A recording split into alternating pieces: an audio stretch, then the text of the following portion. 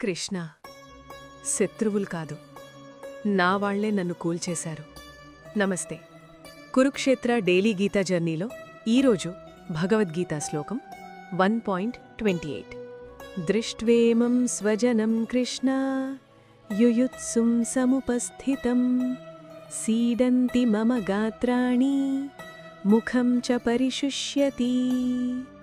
అర్జునుడు ఇలా అన్నాడు: ఓ కృష్ణ, యుద్ధం చేయాలని సిద్ధంగా ఉన్న నా స్వజనులను చూసిన వెంటనే నా శరీరం శక్తి కోల్పోతోంది, నా నోరు పూర్తిగా ఎండిపోతోంది.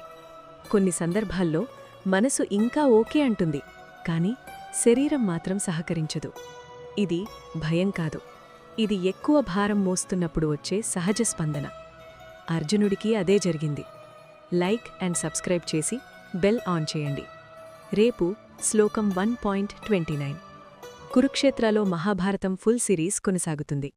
జై శ్రీకృష్ణ.